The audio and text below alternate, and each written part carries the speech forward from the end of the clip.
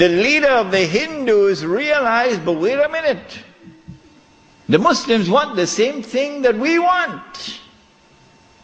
We also want, the Hindus, we want to get rid of the British, and we want to restore Hindu rule over the Hindus. So there's a conversion of interest here. So Gandhi, who later became known as Mahatma Gandhi, Gandhi approached the leadership of the Khilafat movement and he said to them, listen, the same thing you want, the same thing I want. So why don't we join forces? Will you allow me to join the Khilafat movement? And guess what the leadership of the Indian Muslims did? It was revolutionary theory on their part, and we praise them tonight. They accepted the offer of Gandhi, and they formed an alliance. And so the Khilafat movement in India now became a Hindu-Muslim alliance for the purpose of getting rid of British rule.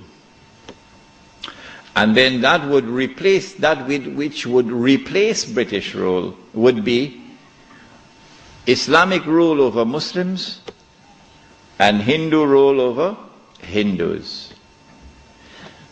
This constituted the most dangerous of all threats that Western civilization have ever experienced in its entire period of colonization of mankind. This Khilafat movement. Because the Western objective was to demolish every existing state structure in the world and replace it with the secular state. So that eventually the secular state could be brought under the umbrella of a League of Nations and eventually a United Nations, and this would be political globalization at work. If the Khilafat movement were to succeed, then one of the most important communities in the world, the Indian Muslims, will escape. Because when the British withdrew, Muslims will be ruled by Islam and Hindus will be ruled by Hinduism.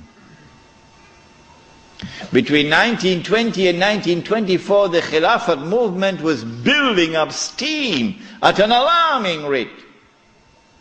And by 1924, the British had calculated, we have to get rid of this Khilafat movement.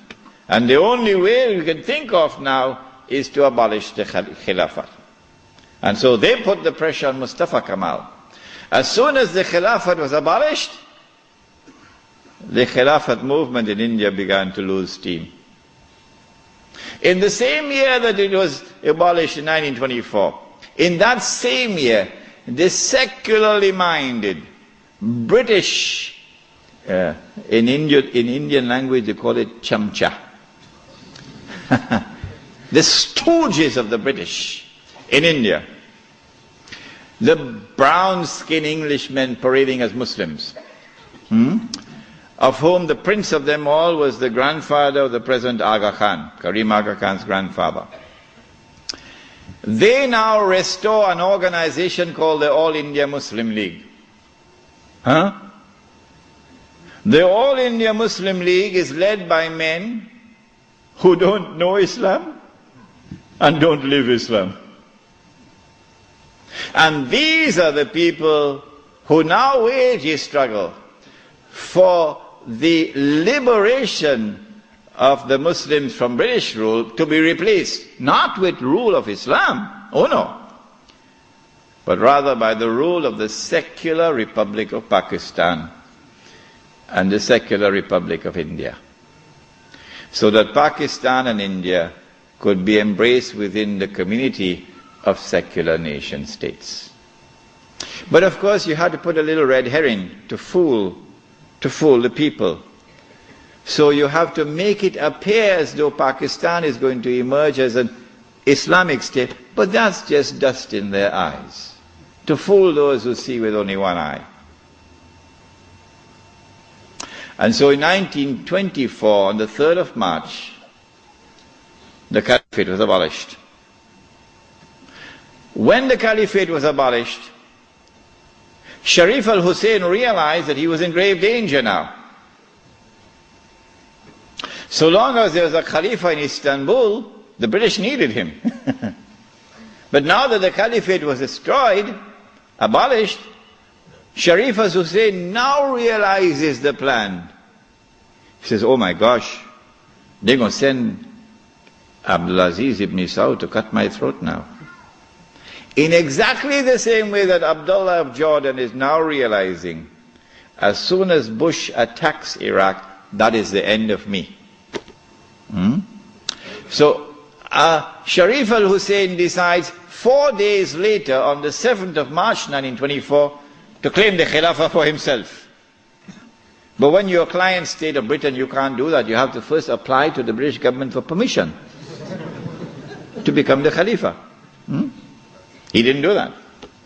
As soon as Sharif al-Hussein claimed the Khilafat for himself on the 7th of March 1924, you're going to get all of this information in that book which is outside, The Caliphate, the Hijaz and the Saudi Wahhabi nation state. As soon as he did that, Britain gave the green light to Abdulaziz. Attack. Within 6 months, the Saudi army of Abdulaziz ibn Saud conquered Mecca. And Abdulaziz and Sharif Hussein packed his suitcase and off he went. British took him away.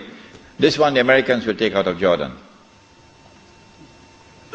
And so Abdulaziz ibn Saud is now in control of Mecca and eventually Medina. It's a Saudi Wahhabi alliance.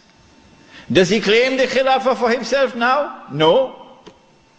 What he does is, as soon as he enters Mecca, in 1924, October, Abdulaziz ibn Saud makes a proclamation, and they're going to hate me for revealing this to you, because nobody remembers it now. The proclamation which he makes is that this land belongs to the entire Ummah. This land belongs to the entire Ummah. I wonder how a Pakistani or a Bengali Muslim will feel when he hears that, and he's been rounded up like dogs, stray dogs, and put on trucks because he's overstayed his visa, while white-skinned Americans and British are treated like princes in the Holy Land. How will a Pakistani or Indian or Bangladeshi feel? This land belongs to the entire Ummah. And it is for the Ummah, not for Abdulaziz ibn Saud, for the Ummah to establish the government which will rule over this land. That is his proclamation in 1924. But in cricket it's called playing for time. He did this because in April of 1924, Al-Azhar University had responded to the Turkish abolition of the Khilafah. What did they do? Al-Azhar University declared that this was bid'ah and haram to abolish the Khilafah. And therefore we must respond to it. And the response of Al-Azhar is that we must have a mu'tamar, a conference, which would meet and which would appoint a new Khalifa. As soon as Al-Azhar issued this proclamation, you could see how Britain was trembling. The British government can't digest their food now. They've got to plan some counter strategy to the initiative of Al-Azhar University. The counter strategy is that Egypt is itself not a free country. It may appear free, but Britain really has control over Egypt. So Britain puts pressure on King Fuad, the father of King Farouk. You're too old to hear about, you're too young to know about this. And King Fuad is now putting pressure on Al-Azhar to hold back on this conference. So for 2 years the conference can't take place. 2 years because of British pressure. The conference finally takes place in June, July of 1926. But Britain uses another counter strategy. She gets Abdulaziz ibn Saud in Mecca to also convene a conference of the world of Islam in Mecca at the time of the Hajj, which is May of 1926. And then Britain and Russia and France and China and all the major powers in Europe all get to work. Massive intervention in the affairs of the world of Islam to ensure that the Cairo conference does not succeed in winning a representative gathering, and that the Mecca conference gets all the Muslims attending it. And they succeeded. The Cairo conference, organized by Al-Azhar University, becomes an essentially Arab conference, because non-Arabs are hard